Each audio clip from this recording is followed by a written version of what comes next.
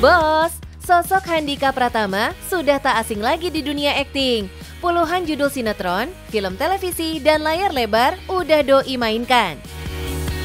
Di balik kesuksesan Doi, siapa sangka bos, Dika juga piawai dalam berbisnis. Paling baru, Doi membidik tren kopi keliling dengan brand Celebrity Coffee. Kira-kira Doi punya strategi bisnis apa ya supaya bisa bersaing dengan banyaknya kompetitor? Halo, Assalamualaikum. Ini dia bisnis yang sekarang lagi gue kembangin. Ini namanya Celebrity Coffee, bisnis kopi kekinian dengan konsep keliling dengan armada. Tujuannya apa? Ya cari cuan. Makanya pengen tahu lebih banyak nih tentang bisnis yang lagi gue jalanin, tetap nonton Cuan Bos.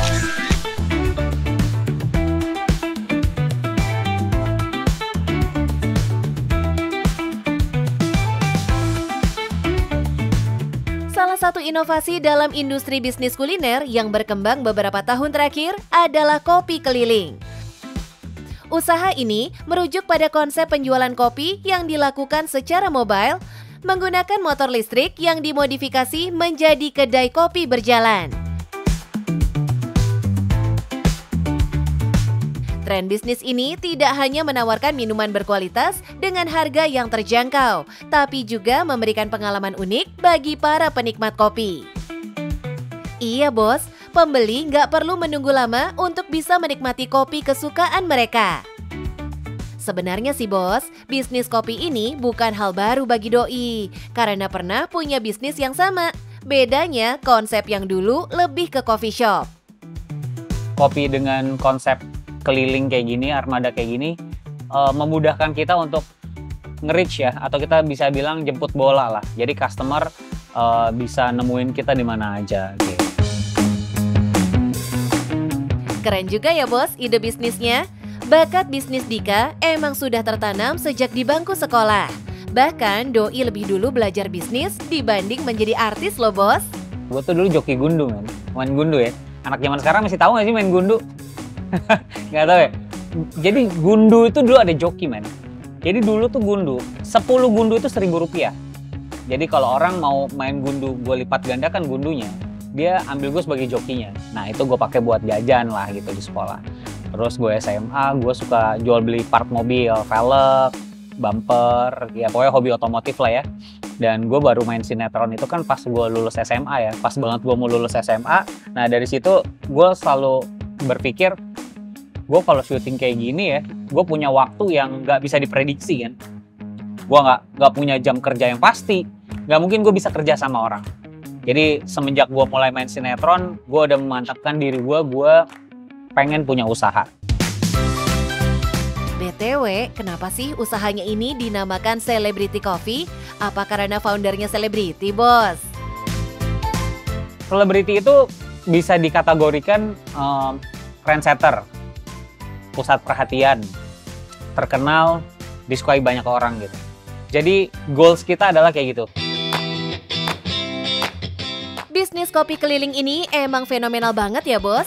Di Jakarta saja, lalu lalang gerobak kopi keliling modern ini dengan mudah ditemui di jalan atau di pusat keramaian, termasuk Celebrity Coffee milik Bro Dika.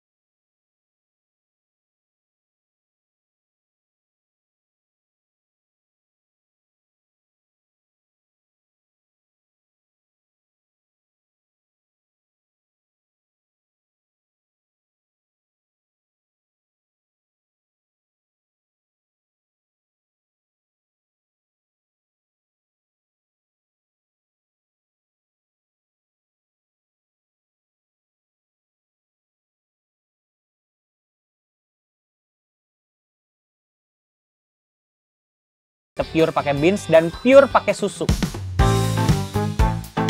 Beans artinya biji kopi mentah yang dihaluskan memakai mesin khusus bos.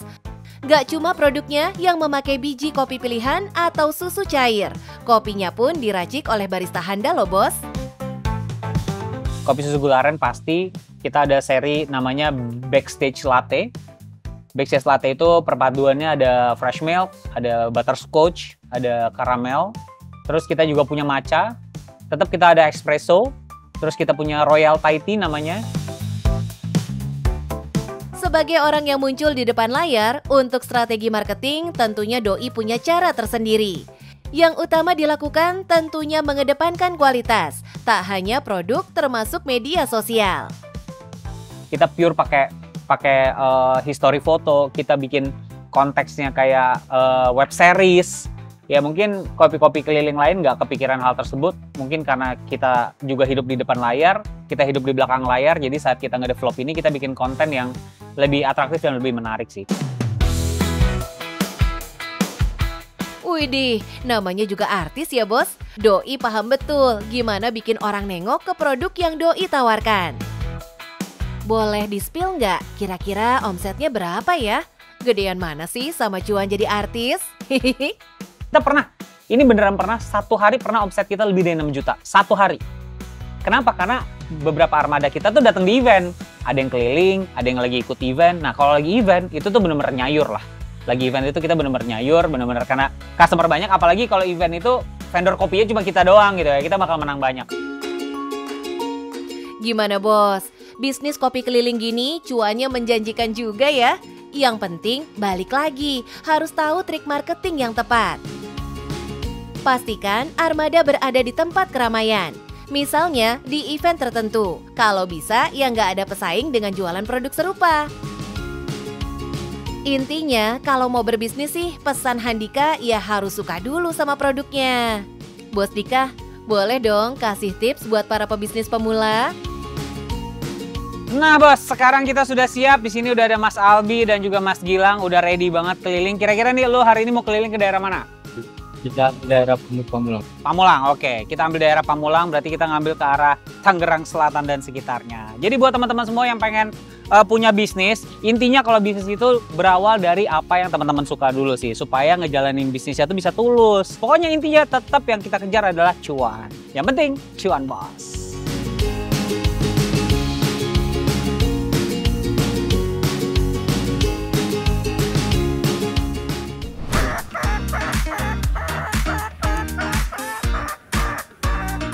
Wah, boneka apa tuh bos? Coba tebak. Jambulnya jabrik ala rocker nyentrik, tapi bulunya selembut kapas. Penasaran bos? Ini salah satu dari puluhan ayam hias yang ada di peternakan Mas Aditya Permana. Pemuda asal Magelang yang sukses membudidayakan macam-macam unggas sejak masih kuliah. Nggak disangka, hasil dari ternak ayam hiasnya bisa membiayai kuliah Doi sampai lulus. Gokil! Halo bos, dari ayam hias saya bisa membiayai kuliah sendiri loh. Keterusan dan jadi bisnis. Nah, ayam hias apa saja yang ada di sini? Tetap di Cuan Bos.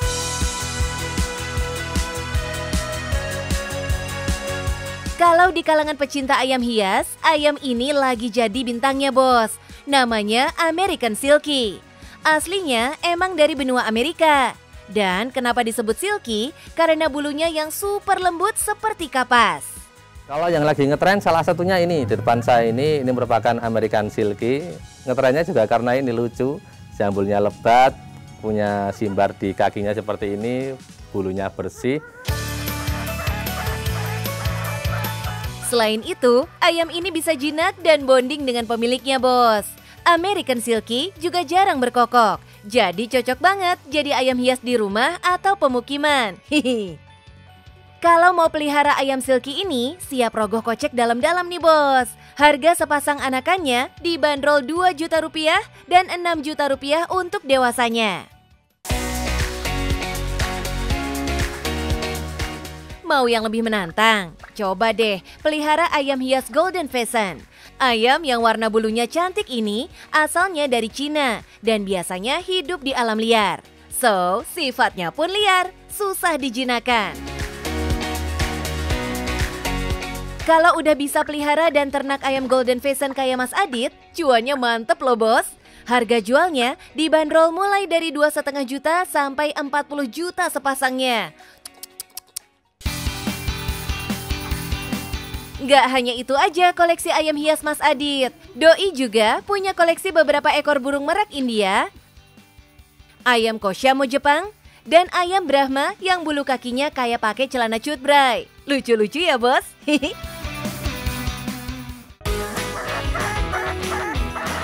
Dalam setahun, ayam hias American Silky bisa bertelur 4-5 kali dengan jumlah 15-20 butir dalam sekali bertelur. Sedangkan ayam Golden Pheasant hanya bertelur setahun sekali, bos, dengan jumlah 8-12 butir, bos.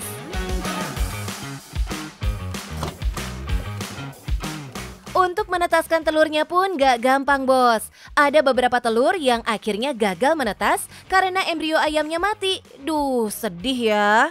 Nah, biasanya kalau faktor yang mengalami kegagalan penetasan itu indukannya masih muda.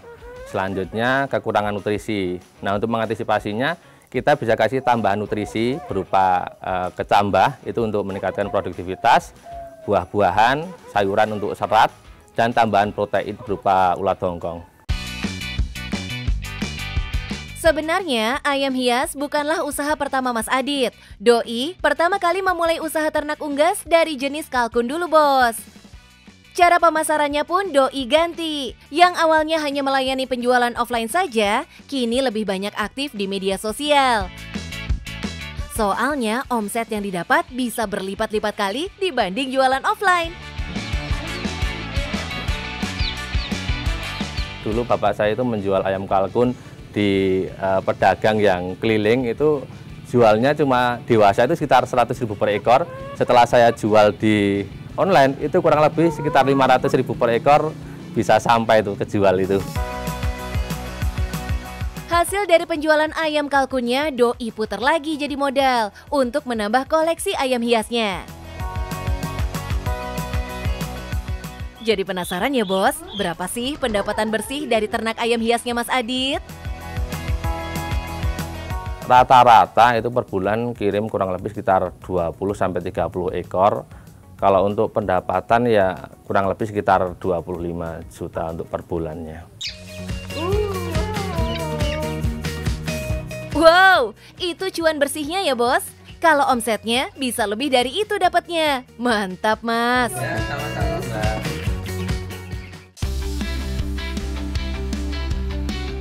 Sudah 8 tahun Mas Adit menggeluti dunia peternakan unggas, terutama ayam hias. Cuan yang Doi rasakan saat ini adalah hasil dari perjuangan yang Doi mulai dari tahun 2016 saat baru duduk di bangku kuliah semester 1.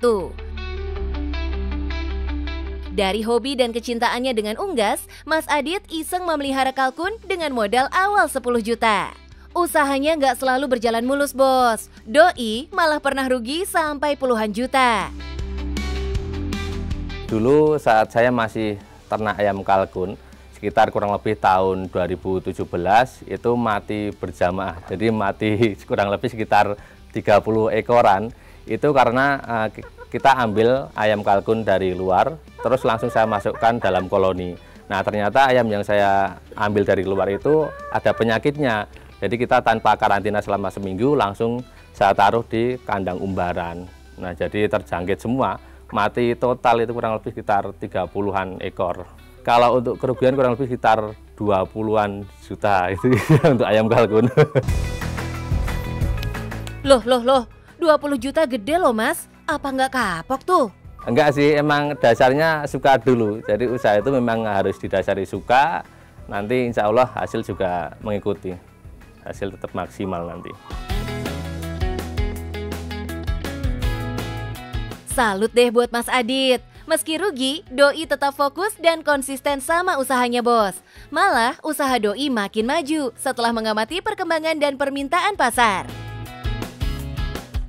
Berawal dari salah satu customernya yang berminat dengan ayam hias, Doi pun mengembangkan bisnisnya dengan menambah koleksi ayam hias yang banyak disukai para pehobi. Bos, berawal dari hobi dan minat yang besar terhadap unggas, bisa membawa Mas Adit mendapatkan cuan dari hobinya. Udah jadi bukti nih, bos. Kalau mau merintis usaha, bisa banget dari hobi yang kita tekuni. Dan bisa banyak mendapat cuan, bos. Gimana, bos? Sudah melihat usaha saya? Jadi dalam memulai usaha di bidang apapun harus didasari dengan rasa suka. Nah, ketika usaha kita didasari dengan rasa suka, pasti akan menghasilkan cuan, bos.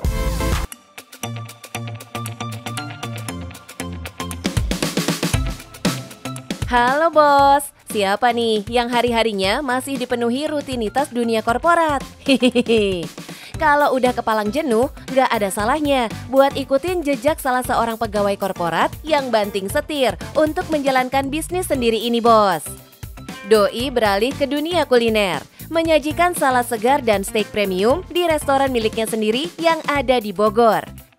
Biar nggak makin penasaran, kulik-kulik bisnis kali ini kita nggak sendirian ya, bos. Udah ada Kak Lisa, seorang konten kreator yang sepertinya tertarik buat belajar bisnis langsung sama ahlinya tuh. Halo bos, saya Cisenaun, owner dari Jajan Kitchen. Saya seorang karyawan tapi bisa merintis bisnis restoran steakhouse. Mau tahu lebih detail? Ikutin terus Cuan Bos.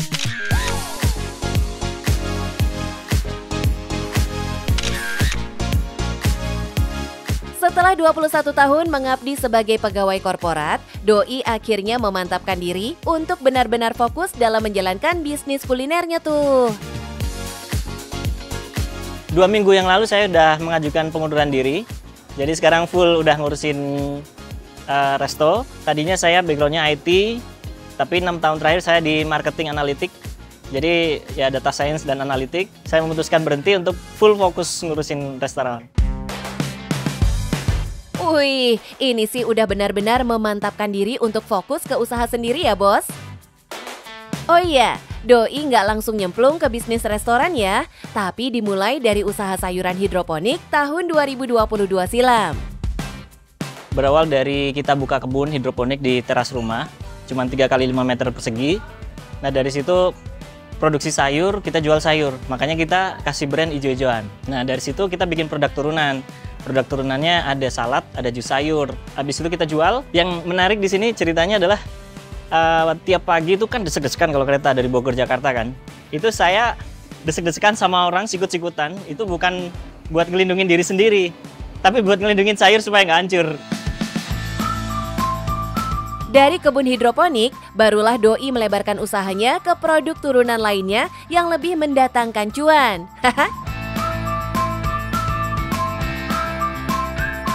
Kebun itu yang menjadi motivasi saya untuk bisa meningkatkan value dari produk kebun itu. Hasil produk dari kebunnya sendiri juga dimanfaatkan untuk kebutuhan di restonya loh, bos. Ini untuk menjaga pasokan bahan baku dan harga makanan jadi lebih terjangkau pastinya, bos. Hihihi. Langsung aja kita ajak Kak Lisa untuk belajar cara menyajikan menu andalan di restonya nih. Wah bos, nih lihat daging tomahawk hari ini mau dapet ilmu masak ya. Ini tomahawknya emang berat banget, kayak gini sih emang Rata-rata segini, jadi yang terbesar ada yang 2 kilo. Proses pemasakan di sini kita menggunakan proses reverse sear. Jadi dia di oven, seolah-olah di oven, tapi kita bantu dengan tambahan kayu bakar untuk supaya masukin aroma smoke. Jadi smoke-nya bisa masuk ke daging, tapi juga internal temperatur daging itu bisa naik perlahan. Lumurkan olive oil sampai merata ke seluruh daging tomahawknya dulu, seperti ini. Ini sebagai perekat taburan bumbu rempahnya nanti, bos. Lanjut, beri taburan rempah untuk memperkaya rasanya. Oke nih udah ada bumbunya udah macam-macam ya, tapi ini dari tadi tuh aku kayak nyiumnya kayak herbs gitu loh. Emang dalamnya ada apa aja?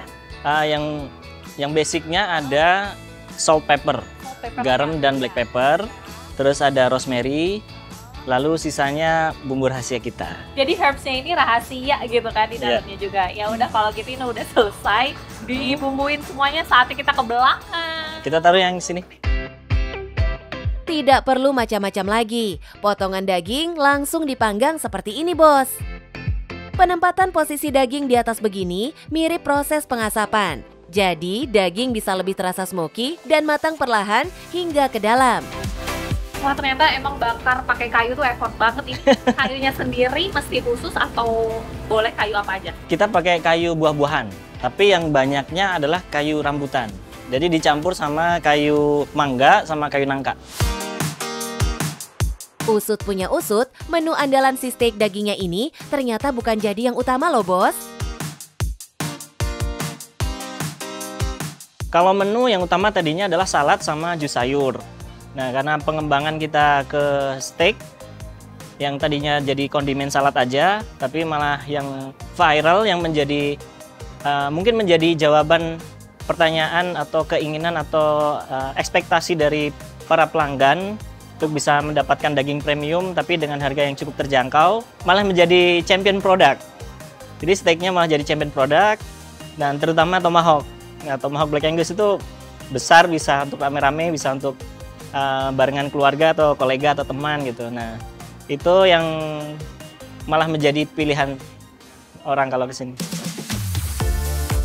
Walau sudah berjalan 3 tahun dan akhirnya sudah punya tempat sendiri, ternyata sajian hidangan menu-menu yang bisa dinikmati oleh para pelanggan saat ini diawali dari sekedar hobi masak untuk keluarga aja loh, Bos. Ya, memang awalnya sebenarnya kan saya juga nggak confident ya kan. Saya masak paling cuma buat keluarga. Nah, dulu kalau misalnya mau nyoba daging premium itu harus nunggu gajian gitu kan. Nunggu gajian beli daging yang premium, masak di rumah. Nah, lama-lama ketemu resep. Nah, resep itu kita bakukan sampai sekarang. Dari keterampilannya ini, Doi akhirnya dapat tawaran untuk menyajikan steak bikinannya.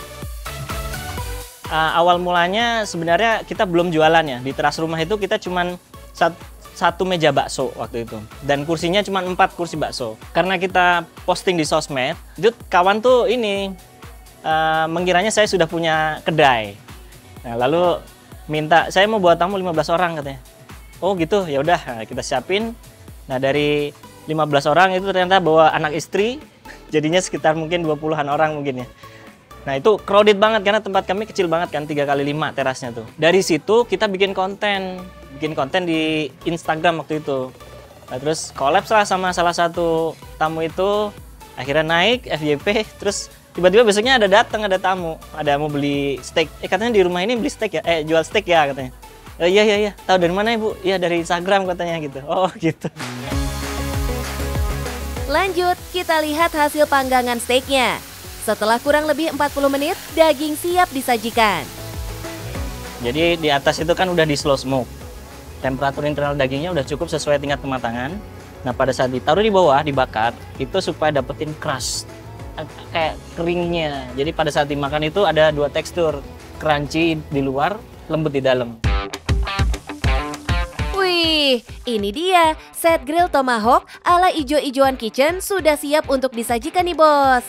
Bersama dengan kentang goreng, mashed potato, sampai salad sayur, semua tersajikan dalam satu tempat kayak gini. Langsung aja kita tantang Kak Lisa buat antar pesanannya ke customer yang sudah menunggu tuh. Ini dia yang unik dalam penyajiannya. Proses pemotongan daging dilakukan langsung di depan customer tuh. Nah ini Bos, aku mau coba motong, mudah-mudahan langsung berhasil ya. Oh. Kira-kira Kak Lisa berhasil nggak nih motongin si dagingnya? Mulai deg-degan deh, nervous. Udah, lanjut, bless. Nah. Baru kali ini potong di tangan. Ini dia tantangannya, Bos, dalam menjalankan bisnis kuliner. Bukan cuma soal rasa, tapi harus berani berhadapan langsung dengan konsumen yang sedang menyantap steak. Pelanggan yang datang silih berganti dan memenuhi seluruh tempat dan banyaknya reservasi jelas jadi pemandangan yang sangat indah di mata pebisnis kuliner. Kebayang dong cuannya, Bos. Tapi untuk sampai di tahap ini pasti ada aja tantangannya loh, Bos. Tantangan pasti ada, terutama pada saat kondisi ekonomi yang naik turun ini mempengaruhi daya beli masyarakat juga. Nah, yang terpenting buat saya, karena saya backgroundnya di customer analytic ya, dan kita memiliki satu measurement untuk melihat bagaimana customer retention. Jadi kita memastikan customer retain, customer repeat order. Nah, itu yang paling utama. Terus improvisasi adalah dari sisi services, pelayanan sama serving time. Walau kualitas premium, untuk harga yang ditawarkan kira-kira berapa ya, Bos?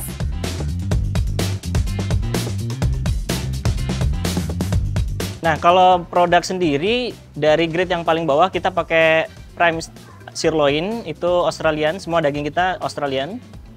Terus naik lagi ada ribeye Black Angus, ada tomahawk sama OP ribs Black Angus, itu yang grade-nya paling tinggi.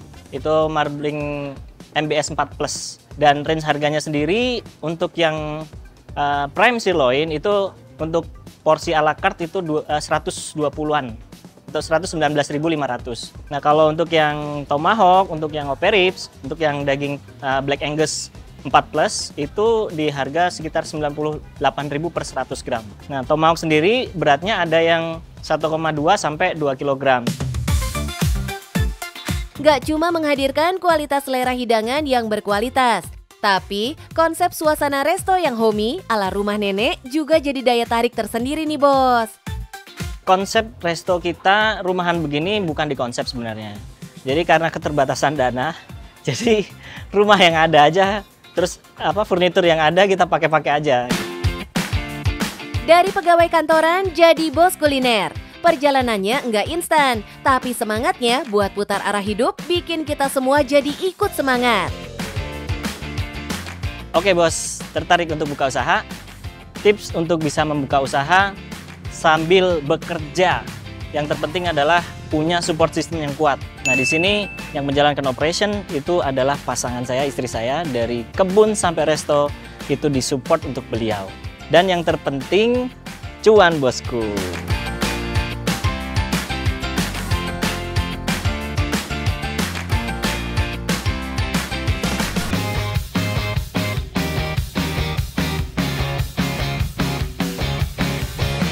Pas jam makan siang, pas ada yang bisa disantap sampai kenyang. Kuliner sehat yang satu ini nggak boleh cuma lewat. Biarpun produksinya dari rumah, tapi nikmat cuannya nggak cuma sesaat. Ngalir terus sepanjang tahun. Pantesan, Dini seorang TV host yang biasanya sibuk di studio, kali ini malah sibuk ngulik dapurnya Bu Yusna. Demi belajar cara bikin sate bandeng khas Banten.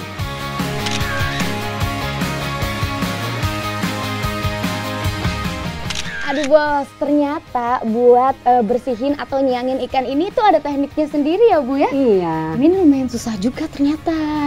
Ini emang harus dibersihin dulu ya Bu ya? Iya, nanti kita orang kan biasanya di presto, kalau kita beda ngolahinnya.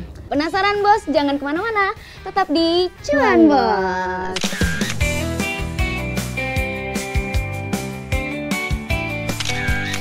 Itu tadi baru permulaan ya bos. Hal pertama dan wajib dilakuin tentu saja bersihin ikan dari sisiknya. Ikan harus bersih dari ujung kepala sampai ekor. Jangan lupa organ dalamnya ikan juga dibuang ya. Dan inget bos, kulitnya nggak boleh rusak, harus utuh. Setelah insang dan organ dalamnya dikeluarkan, lalu pangkal tulang yang ada di belakang kepala ikan ditarik sampai semuanya keluar bos. Ingat, nggak boleh putus ya. Kalau sampai putus di tengah, bakalan lebih susah ngeluarin sisa tulang yang ketinggalan. Setelah itu, baru deh badan ikan dipijat-pijat sampai lunak. Dan dagingnya bisa dikeluarkan dari kulitnya. Daging bandeng yang sudah dicuci bersih langsung di blender dengan santan bos. Ini bukan santan mentah ya bos. Sebelumnya santan ini dimasak terlebih dahulu. Sebelum mendidih, lemak santan lalu dipisahkan. Jadi yang dipakai hanya sari kelapanya aja bos. Ini tinggal diaduk aja berarti ya? Ini tuh disaring nih fungsinya buat apa nih Bu? Karena kan masih ada duri-duri kecil yang halus. Karena bandeng kan ini dengan durinya kan. Iya. Yang besar tadi udah kita ambil. Jadi tinggal yang halus-halusnya itu kita saring itu biar nggak ke bawah di adonannya. Jadi memang tertinggal di situ. Jadi insya Allah untuk kondisi ininya aman. Setelah adonan daging tercampur dengan santan, lanjut disaring untuk memisahkan daging dari sisa duri yang tersisa. Setelah itu, adonan daging akan dimasukkan ke dalam kulit ikan bandeng. Kulit bandeng akan digunakan sebagai selongsong atau bungkus adonan bandengnya bos. Tapi masukin adonannya agak PR juga nih bos. Apalagi pasang gapitnya. Kalau nggak biasa, bisa luber kemana-mana nih. Produksi sate bandeng tidak dilakukan setiap hari bos. Bu Yusna biasanya menjadwalkan seminggu 3 kali untuk membuat sate bandengnya. Dengan kapasitas produksi 160 ekor atau setara 40 kg bandeng sekali produksi. Selama proses pemanggangan, sate bandeng kudu rajin dibolak-balik biar nggak gosong, Bos. Saat pemanggangan ini juga, sekalian kita cabutin sirip-siripnya ya, Bos. Kita bersihin dulu siripnya. Ya, Kalau udah, baru kita balurin ya. iya. Ternyata nih Bos, kalau udah dibalurin gini, ini jadi besar banget ya Bu ya? Iya. Itulah kenapa setelah matang, sate bandeng bisa terlihat jauh lebih besar dari ukuran asli ikannya. Perbandingannya, kalau sekilo isi 4 ekor ikan bandeng, setelah jadi sate bandeng, sekilo isinya 3 ekor. Kepo deh, berapa sih Bu harga per ekornya? Kalau harga kita ngambil 40.000 per ekor. Walaupun ada inian, kita memang tetap bertahan di 40.000 saat ini. Kuliner bercita rasa manis dan gurih ini bukan cuma sukses di lidah para penikmatnya, Bos. Tapi juga bikin pemilik usaha ini makin bahagia dengan pundi-pundi cuannya. So, ini bisa banget jadi inspirasi ya, Bos. Usaha atau bisnis itu bisa dimulai dari rumah, mengolah sumber daya yang ada, atau yang menjadi ciri khas suatu daerah. Kalau di kota kalian ada kuliner atau buah tangan yang unik, yang khas, kenapa nggak dicoba? Siapa tahu bisa jadi ladang cuan, Bos.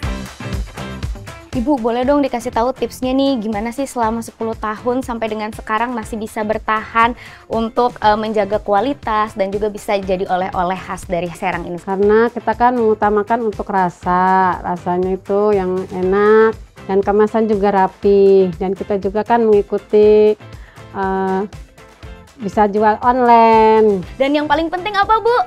Cuan, Bos!